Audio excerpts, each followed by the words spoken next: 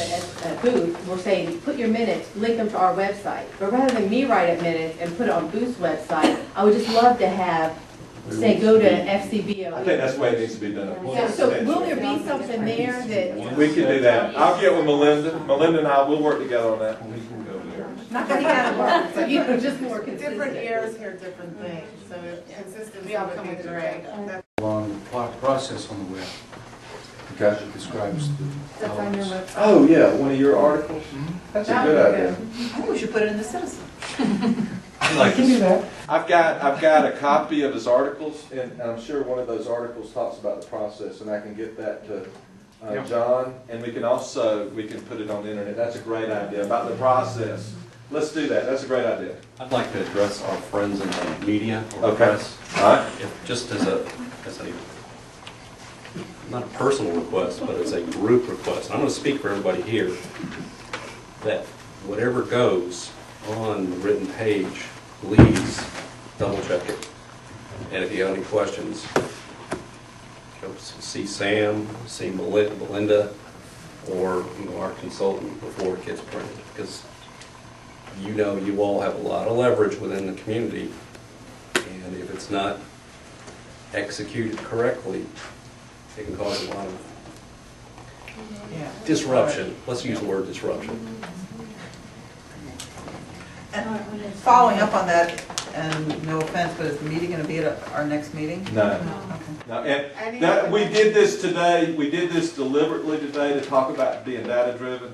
And then we're going to take the data from our consultant and make sure that he has verified what Ms. Watson and Mr. Campbell have done with the elementary school audits and adjust if necessary. And then we're going to sit down and we're going to start working, and that's where the data. That's going to be kind of a closed door. Okay. It's got to be. Okay. It's From this point forward, Yes. okay. Yeah. Yeah. You're sort of on your honor. I mean, but it cannot help you to give people partial information. It just won't help you. You'll get more concerns for what you weren't able to answer. And this process has got to be honest from the start to the finish. I mean, I've got no idea what your zone should look like, or if you need more schools after this, or if you need to close something. I don't know. It's open season. So that's the way it should be. And people will grab a thing and say, you're clearly going this way. That's not true. And I think what he's saying, and this is what he said to me, is your committee wants to come up with alternatives. You know, 3 alternatives. What would work best? And then, you know, how many people feel strongest about this alternative or this alternative or this alternative? And then when we turn it over to the superintendent and the board members, and we give a report to them on our data-driven findings with our alternatives and what we felt best about. But the superintendent, the board members make the decision. It's our responsibility to give them our best advice as an advisory committee. Part of the process is creating all options as you go along, because you create something and you look at it and say, maybe I could do better under a different assumption. For example, travel time, distances, things like that. So you'll do a variation, and it matures the thing. Typically, when we do these things in-house, like we just completed one of these for a large district, it's a 1,500-page report. It cost $950 a copy to reproduce in color maps. But every option from A to G was progressively intrusive, you might say. One started off with do nothing, because a lot of people don't want to do anything. So what happens in 5 years if we do nothing? Then we matured it on through with increasingly, I call it intrusive assumptions, because covering more in terms of construction, rezoning, grade structures, new programs, that sort of thing. So by the time it got to option G, I think pretty much in that case there was 11-0 vote from the board to adopt it, because they saw where it came from. And that's part of what you do, is you generate a process. Piggybacking on that, since we got members of the board here, is the likelihood that when we present our #1 choice in November, that they're going to take it without question? I mean, how likely is that? Are we going to get interface from them along the way? you know, what is their role with what we're doing? Are we just gonna tell them, here's our choice, number 1, 2, or 3, and then, you know? That's a good I don't question. know. I defer to Mr. Carey because he's been through the process. Okay. Thanks a lot.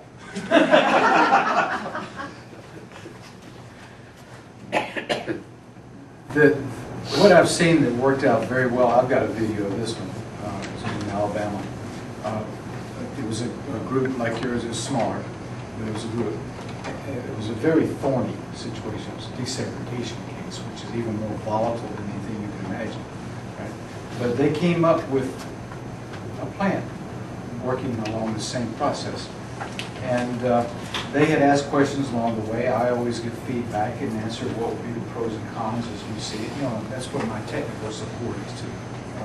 And so they came up with this, and there was a video, and each one of the members, it was a small group, went through some components of the plan and explained why that was important. Like somebody explained why equity was a consideration, why travel distance was important, how their magnet schools work, you know, things like that. And they said it so much better than anybody else because it wasn't a polished thing. You could tell that they were in the process.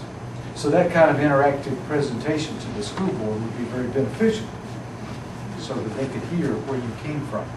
Of course, the law is the superintendent makes all recommendations and the board makes the vote. So if we peeked ahead and said they're going to take what you get, that wouldn't be legally responsible. So.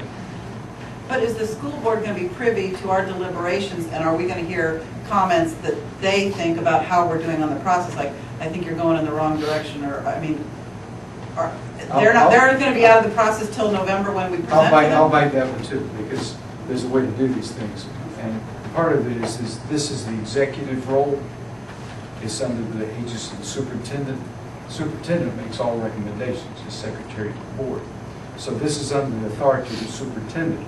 It comes to him, he makes the recommendation or not. Okay?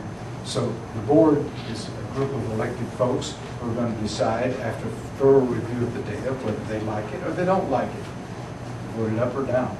But that's the way the organization always works through the superintendent. Am I correct?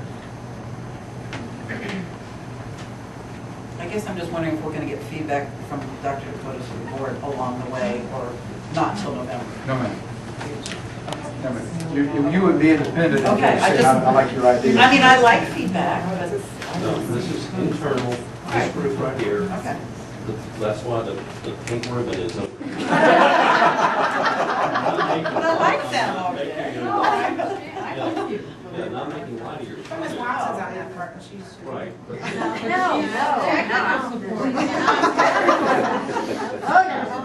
No, I'm just, Those are good questions. They're good questions. Well, I'm glad we clarified. I just want to know what they think of what we're doing. Good questions. Stay over there. Other questions and/or comments?